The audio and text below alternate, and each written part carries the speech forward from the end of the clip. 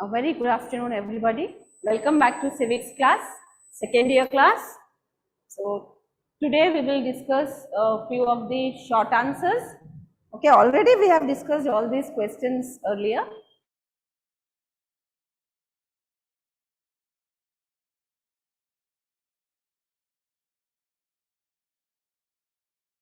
Relationships between center and the state.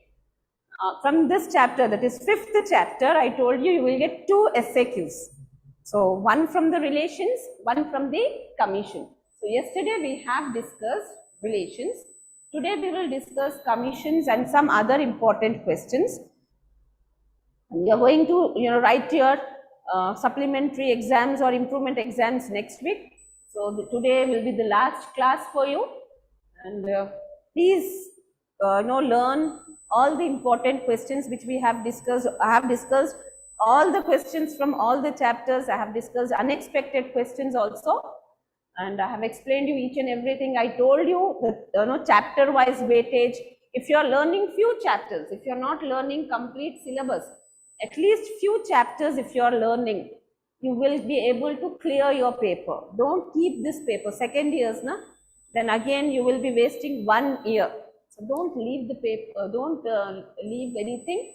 Try to clear your paper this time.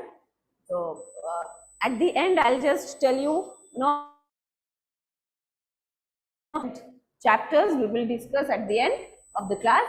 Today we will discuss the Sarkaria Commission. Now the Sarkaria Commission was a high level commission appointed by Government of India. Central government appointed a high level commission headed by Ranjit Singh Sarkaria. Why this commission was appointed? This commission was appointed to study the center-state relationship between the central government and state government, and to give some recommendations or suggestions how we can improve this relations. So this commission was set up in 1983, and the commission submitted its report in 1987, and it gave around 240 recommendations, out of which 170 recommendations were implemented by the government in 1997. So we will learn few of the important recommendations of Sarkaria Commission. The first one is strong center. The Sarkaria Commission, it favored retention of strong center. So when this commission, it went to state governments, some of the state governments, they suggested that the powers of the central government should be reduced and the powers of the state government should increase. So Sarkaria Commission, it felt that if the powers of the central government gets reduced and state government powers are increased, then it will be a threat to the unity of the country. So the commission, it supported, it favored retention of strong center. It said that the central government should be more powerful than the state government.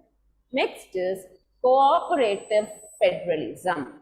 Cooperative federalism. Here the Sarkaria Commission, it suggested that both central government and state government should cooperate for implementation of the policies and programs.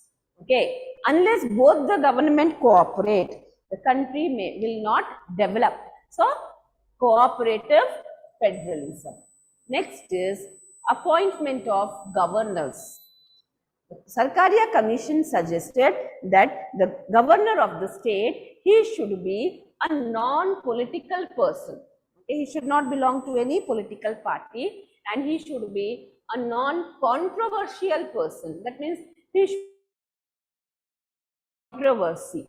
Okay, only such persons should be appointed as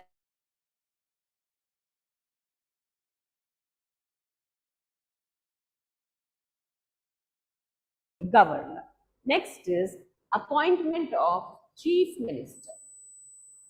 The commission suggested that the leader of the majority party in the state assembly, okay, the leader of the majority party in the state assembly should be appointed as Chief Minister. That is about appointment of the Chief Minister. Then coming to fifth point, that is President's rule. Okay, the commission suggested that President's rule should be imposed only in the rare occasions. If it is necessary for small things, for small issues, President's rule should not be imposed. It should be imposed only in the rare occasions. If it is necessary, if state government really are unable to handle it, there is breakdown of the constitution in the state, under such situation only President's rule should be imposed. Okay, that is about President's rule. Then the Sarkaria Commission, it suggested three language formula. It suggested that we should adapt three language formula throughout the country. We should implement three language formula, that is one local language, then national language, and one foreign language, that is English. So all the mediums, and in every state you have medium of instruction, you have three languages, okay, local language, Hindi and English. So three language formula was to be implemented throughout the country. Then retention of all India services. So it was suggested that all India services should be abolished. Okay, but the commission said that we should continue with the all India services. And autonomy of mass media. The commission favored relaxation of union's control, that is union government's control over mass media, that is TV and radio. And all the national programs should be telecast in the regional languages also. With this, we can preserve the culture of our country. Okay. So this was the Sarkaria Commission, recommendations of Sarkaria Commission. So what are the side headings? Strong center, cooperative federalism, appointment of governors, appointment of chief minister, president's rule, three language formula, retention of all India services, autonomy of mass media. See, here I would like to suggest all of you that many times it happens that you are unable to learn all the points. Okay, and with that you get stressed, and whatever you are learning you tend to forget. So learn the answer till where you can remember. Don't pressurize yourself. Okay, if you are able to learn 5 points from this answer, well and good. You can learn 5 points, you can attempt the question. If you are learning, trying to learn the complete answer, you are unable to retain it, you are unable to recollect it, then it is waste of your time and energy. So whatever answer you are learning, try to learn as much as you can. Don't pressurize yourself. Don't put pressure on your brain. Okay, don't get stressed. Okay, if you are learning 8 points, well and good. If you are able to learn 5 points or 6 points, that will also do. But try to attempt the question. Don't leave the questions. Okay. If you are attempting the complete paper, the probability of passing is increasing. And if you are leaving the questions, then there is a probability of getting failed. So try to attempt as much paper as you can. I just suggest my students to attempt paper, complete paper, 100 marks paper, whatever say if whatever questions you are perfect, write those questions, and remaining questions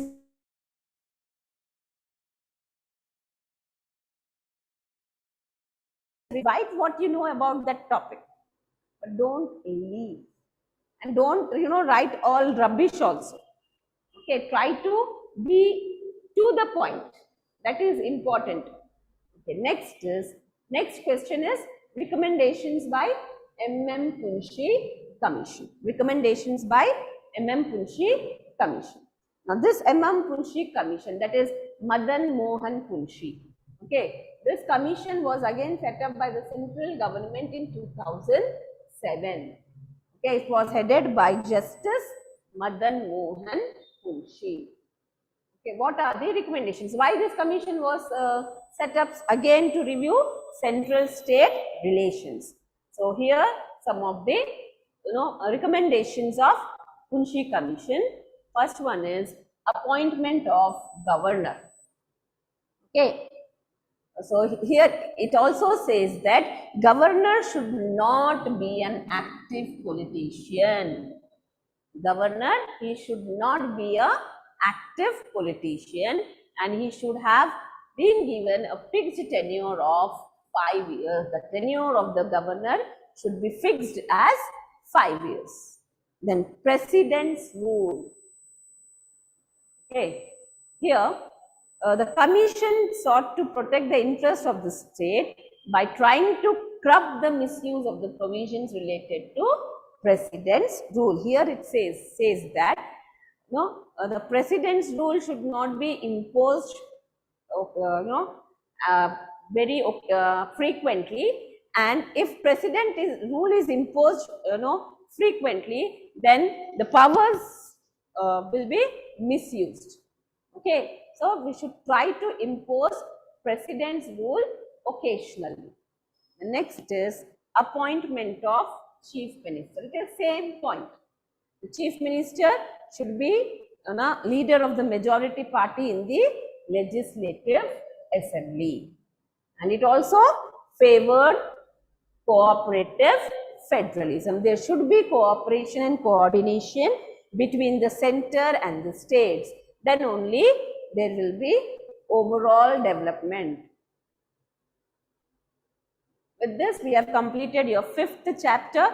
5 questions, you will get 2 questions out of this 5, 10 marks. Next is from your chapter 9. This is a kind of important question, or I can say it's a short questions, the most repeated question for 5 marks. Provisions of gentleman's agreement. See, I told you the weightage for your 9th chapter is 26 marks. Okay, if you are thorough with each and every question, LAQ, SAQ and VSAQ of 9th chapter, you can attempt for 26 marks, plus 1st chapter 19 marks, 2nd chapter 19 marks. Okay, so here you will be in a position to attempt for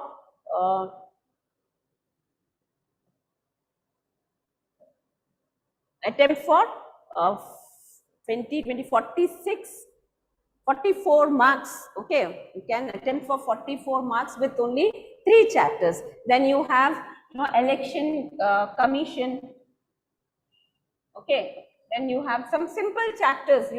If you are thorough with those questions, few questions you can clear your paper. So what is gentleman's agreement? What are the provisions of gentleman's agreement? Now this gentleman's agreement, it was made between the leaders of Andhra and Telangana. Okay, it was made between the leaders of Telangana and Andhra in 1956. Okay, when they wanted to merge both the regions, Andhra and Telangana, they came to an agreement in 1956. That agreement is called as gentleman's agreement. What are the provisions of gentleman's agreement? The gentleman's agreement, it said that Telangana Regional Committee shall be created. Telangana Regional Committee, it will look into the development, economic planning, education and public health of Telangana region. So this Telangana Regional Committee, which will be created, and this committee will look into the development, economic planning, public health and education in the Telangana region. The development of Telangana region was given to the Telangana Regional Committee. Okay.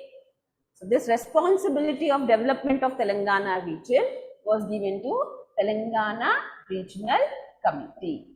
Okay. So Telangana Regional Committee shall be created, and it will look into the development, economic planning, public health and education. Then the next is mulki rules. It said that mulki means local. Okay, so to get the education and employment opportunities in Telangana area. Okay, the qualification for admission into educational institutions and employment opportunities, recruitment to the services in Telangana area. The people coming from Andhra, they should stay in Telangana region for 15 years. After 15 years, they will be eligible for admissions into government schools and colleges and for employment opportunities in government departments. So, Mulki rule was fixed as 15 years. Okay. Then third is, they said that chief minister shall be from one region. That is, if chief minister is from Andhra Pradesh, the deputy chief minister will be from Telangana. Okay. The chief minister shall be from one region and deputy chief minister will be from the another region. Or if chief minister is from Telangana, deputy chief minister will be from Andhra Pradesh, like this. Okay, they have fixed it like this. Then the cabinet, the team of chief minister, the cabinet shall consist of 60-40 proportion. 60-40. Suppose there are 10 ministers, 6 will be from Andhra and 4 will be from Telangana region. And 2 out of 5 important departments, portfolios shall be given to the Telangana. This is how the gentleman agreement was made and it was signed by the leaders of both the region, that is Telangana and Andhra, in 1956, and Andhra Pradesh was formed on 1st November 1956. So these are the provisions, simple points. Okay, I have given 6 simple points here. That is enough. Next is AP Reorganization Act 2014. So after the Telangana agitation and after the central government passed bill in the parliament to separate Telangana from Andhra, what is that bill? What was that bill which was passed by the central government? It was called as AP Reorganization Act 2014. So, according to that act, 2 states will be formed, state of Telangana and state of Andhra. Now, 2 states are formed. So, state of Telangana will have 10 districts and Andhra will have 13 districts. Now, at present, these 10 districts are divided into 33 districts. So, AP Reorganization Act, it said that state of Telangana will be formed with 10 districts. At present, we have 33 districts here and state of Andhra Pradesh will be formed with 13 districts. Okay, our state will remain with 13 districts. Then, Hyderabad as common capital. Okay, AP Reorganization Act says that Hyderabad will remain common capital for both the states, that is Telangana and Andhra, for a period not exceeding 10 years. In 10 years, Andhra should develop its capital and Hyderabad will be the capital of Telangana. So, within 10 years, they should develop their capital. So, Hyderabad as common capital. Then governor. There shall be common governor for both the states of Telangana and Andhra, and he will have some special duties. He will be vested with some special duties. That too for 10 years. Then now when 2 states are formed, Telangana, a new state was formed. So how many members will represent Telangana in Lok Sabha and how many members will represent Telangana in Rajya Sabha? That was also decided in AP Reorganization Act. So, according to AP Reorganization Act, there shall be 17 members from Telangana, 17 members from Telangana and 25 members will represent Andhra in Lok Sabha. Okay, in Lok Sabha, Telangana will have 17 members. Okay, 17 members will be from Telangana and 25 members will be from Andhra. Now coming to the Rajya Sabha, members in Rajya Sabha. Okay, Telangana will have 7 members representing it, and Andhra will be represented by 11 members. Okay, so there shall be 7 members in Rajya Sabha from Telangana and 11 members from Andhra Pradesh. Okay, now when 2 states are formed, both the states will have their own government. So what about the legislative assembly? Okay, so the legislative assembly of Telangana will have 119 members, and the legislative assembly of Andhra will have 175 members.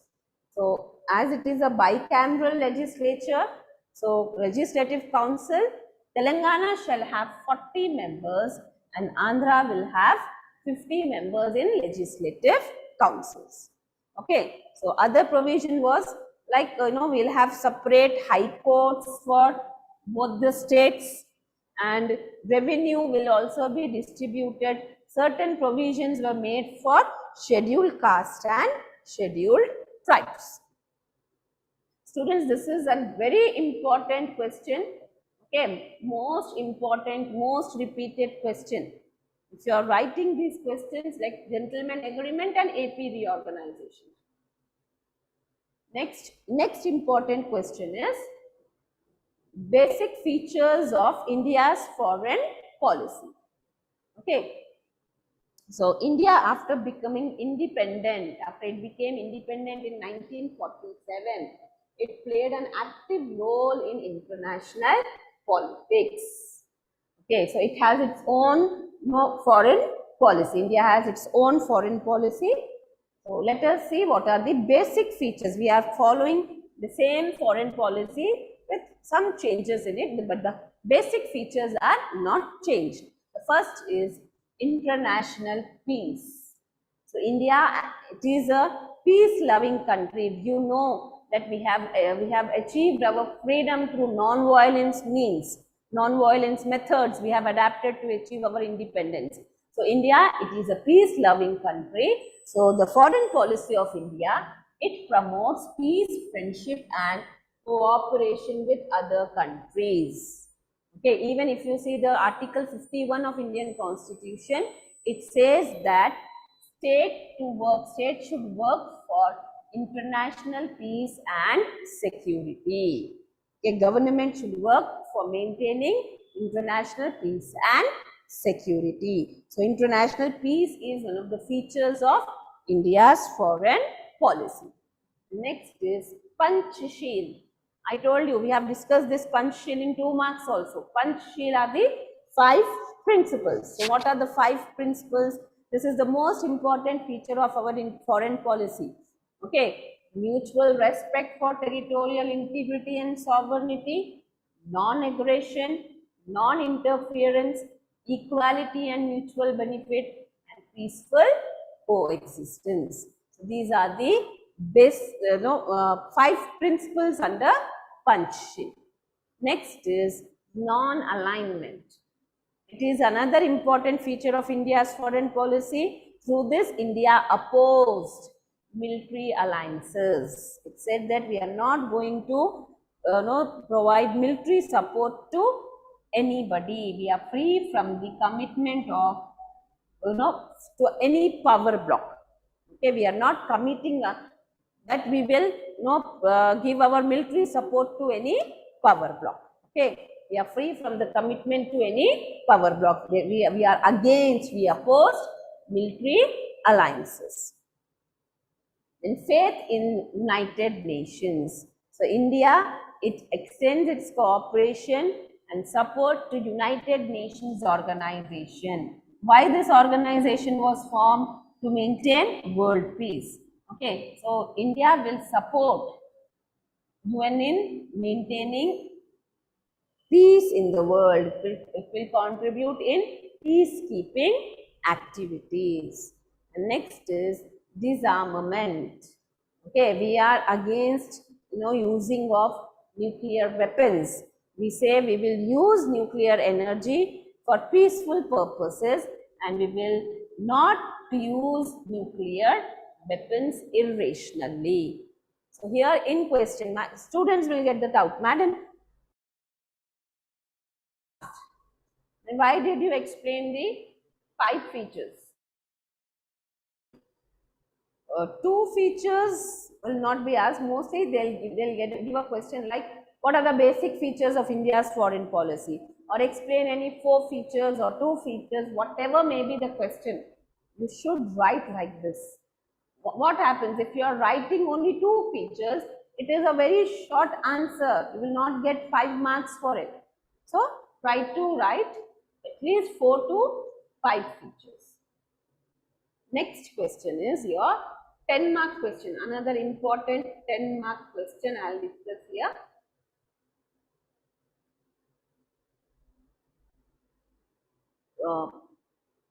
Describe the composition and powers and functions of Election Commission in India. So, Election Commission, it is responsible for conducting elections in India in free, fair and impartial manner. Okay, it is the responsibility of the Election Commission to conduct elections in free, fair and impartial manner. Okay, so if you talk about the composition of Election Commission, the Election Commission, it consists of Chief Election Commissioner and 2 election commissioners. Okay, basically there are 3 commissioners. One is the Chief Election Commissioner and 2 other commissioners. And the President can appoint or increase the number of commissioners from time to time. So all the commissioners of Election Commission are appointed by the President of India. So let us see what are the functions, powers and functions of Election Commission. Election Commission, it recognizes different political parties. It classifies the political parties as national party, regional party or sub-regional party.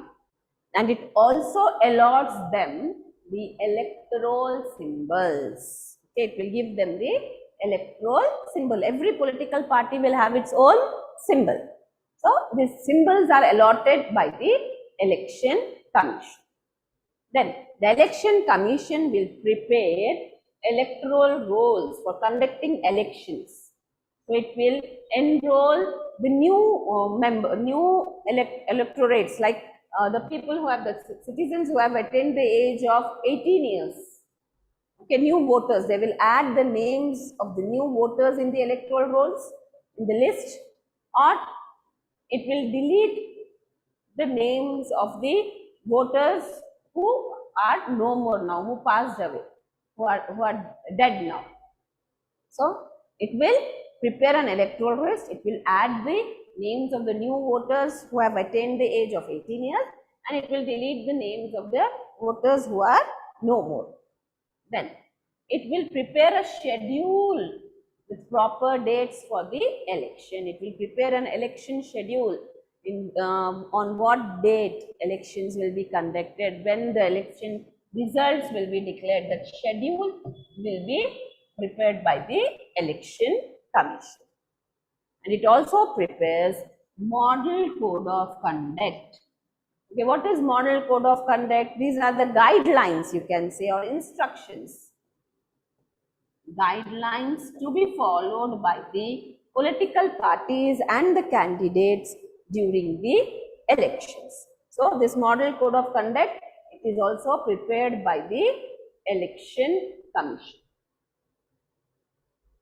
Okay, then it supervises the machinery of election in the country with the help of other departments. It takes help of the other departments like,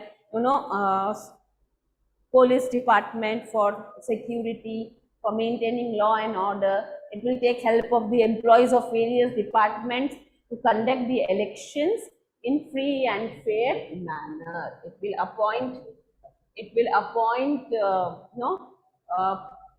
polling officers. Okay, so it will cancel the polls or postpone the polls.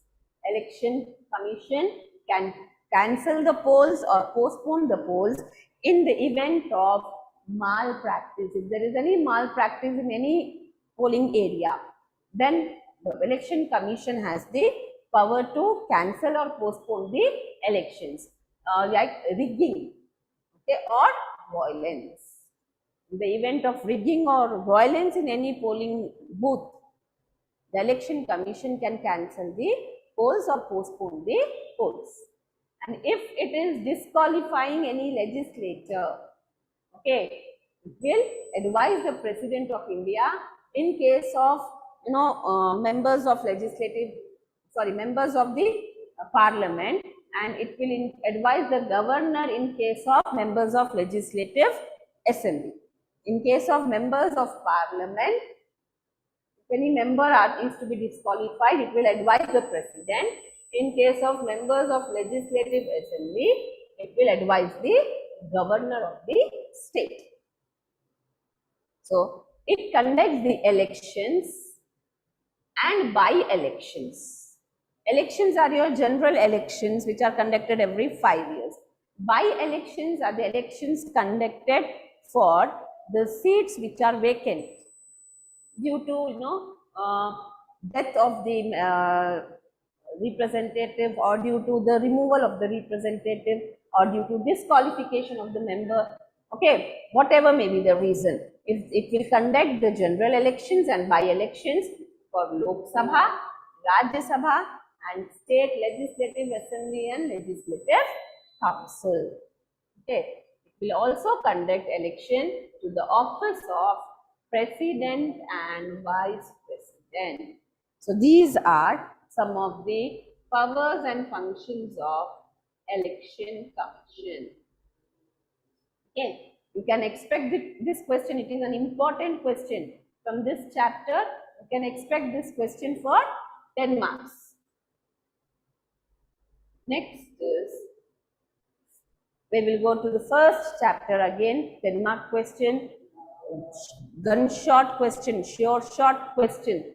Okay, if you are learning this question, 10 marks you can easily score. If not 10 full, at least 8 marks you can score.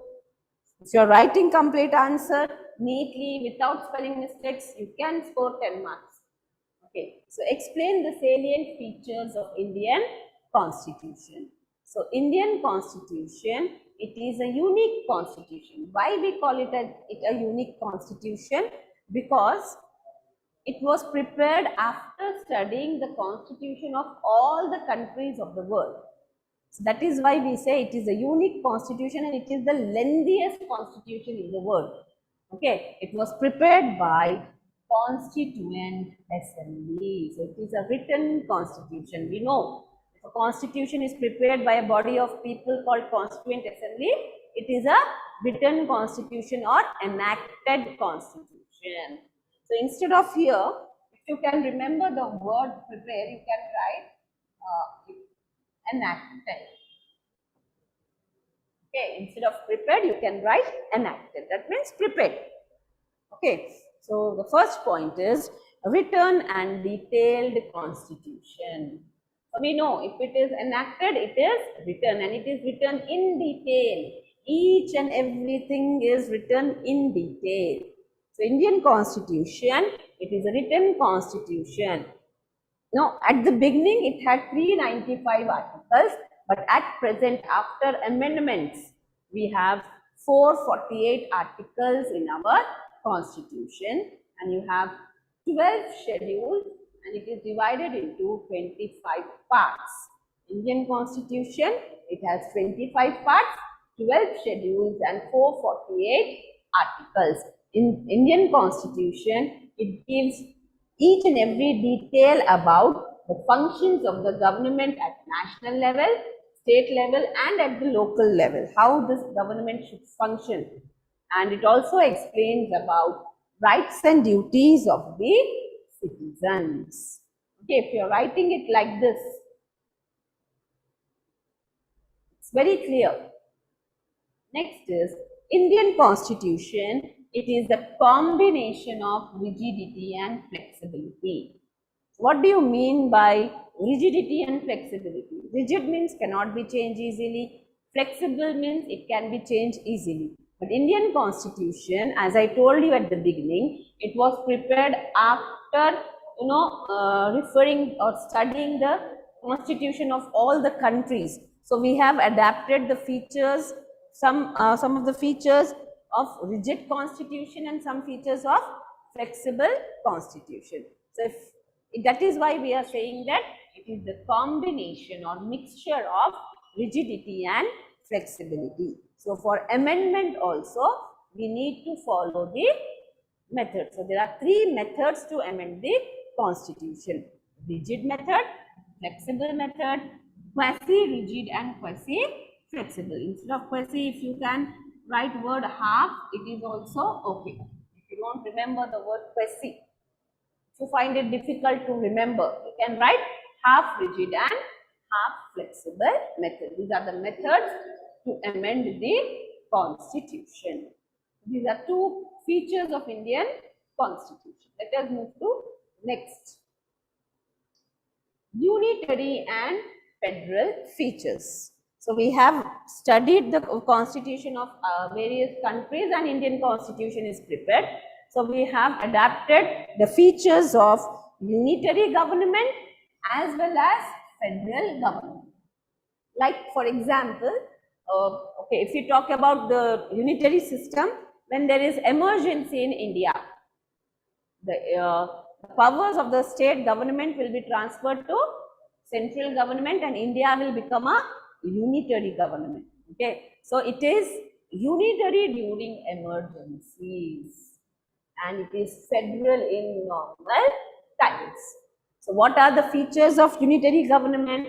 Single citizenship. We have single citizenship. You are considered as a citizen of India.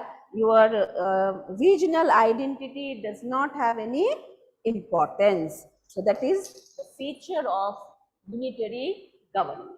Then we have single election commission.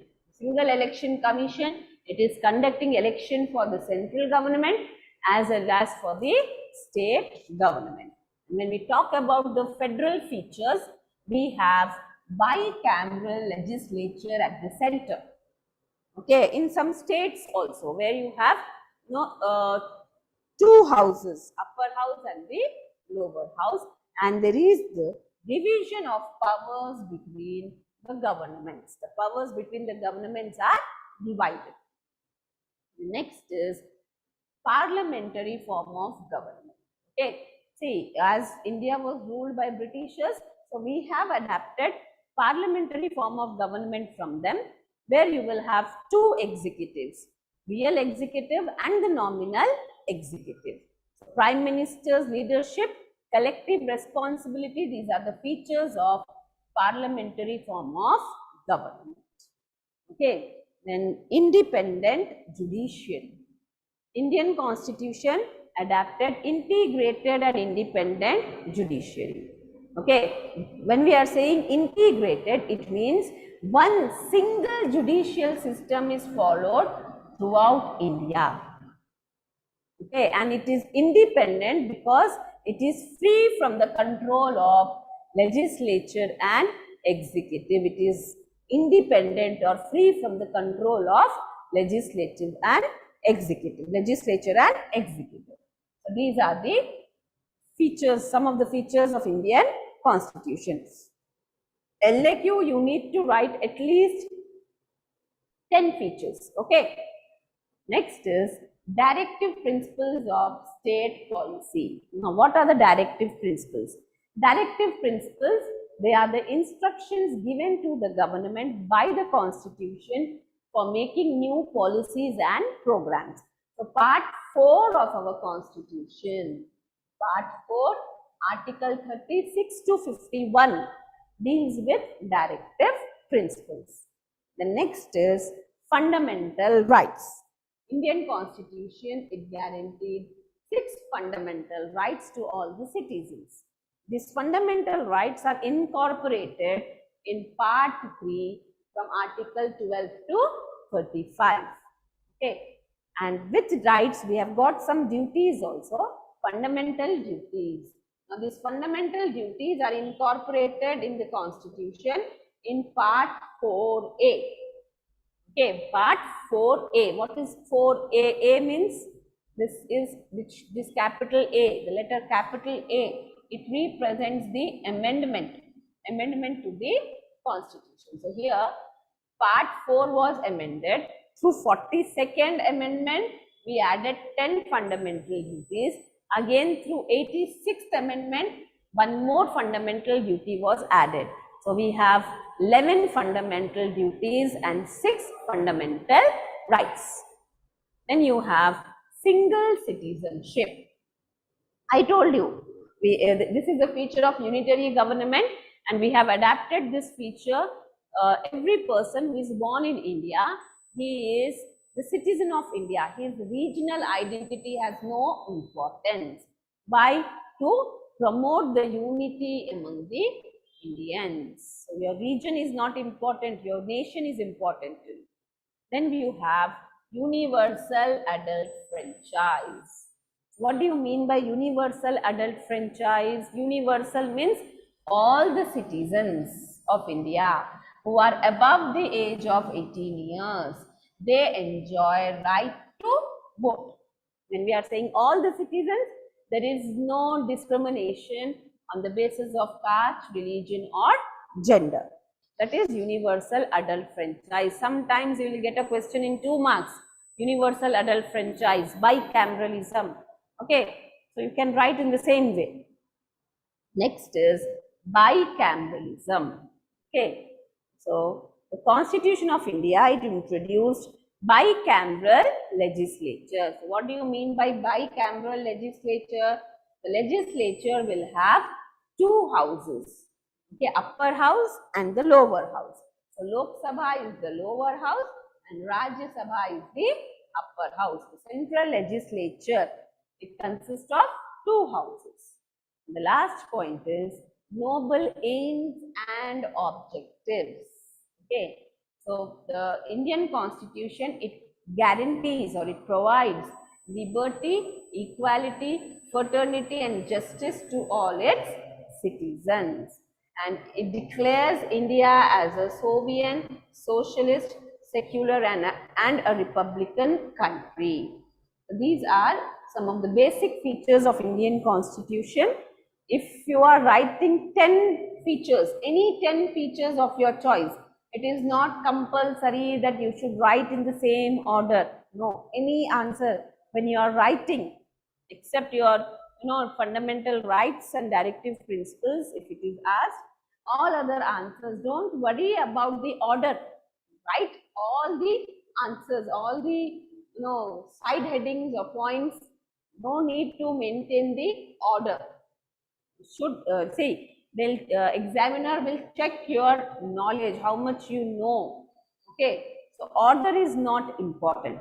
If the points you are writing up and downs, for example, you are instead of writing written and detailed constitution, you can write combination of rigidity and flexibility first. It's up to you. Order is not important, but make sure that you are attempting the complete paper. Now coming to the paper, how you should attempt the paper. You have 3 sections. So you should start with the 3rd section, that is VSAQs. Try to attempt all 15 VSAQs. Okay, you will get 30 marks there. If you are attempting all the VSAQs, you can score 30 marks. Then go for your LAQs and SAQs, and don't leave the questions.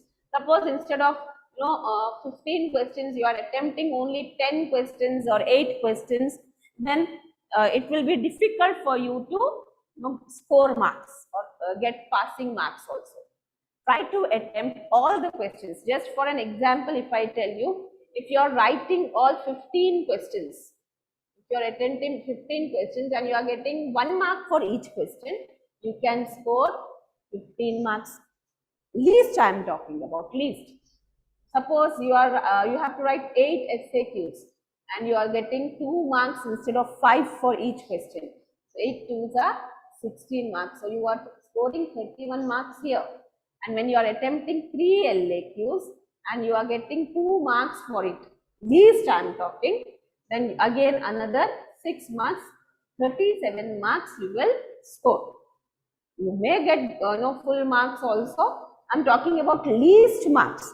So when you are attempting the paper for 100 marks, there is very less probability that you will fail. If you are attempting for less marks, if you are leaving the questions, there is a probability that you may fail here. So please, it's a request to all of you to attempt maximum paper. I always suggest or insist my students to attempt the paper. Don't leave the questions. You have been attending your classes in college, you have been attending online classes like this, you have all the classes recorded now, you can listen to the classes whenever you want. So whatever answer you can remember, if that is asked, and if you present it in a proper way, in a neat handwriting, and you are underlining the side headings, writing in neat handwriting, question numbers you are writing properly, then you can pass your exam easily. Okay, so I hope these classes will help you in clearing your paper. All the best to all of you. Thank you very much.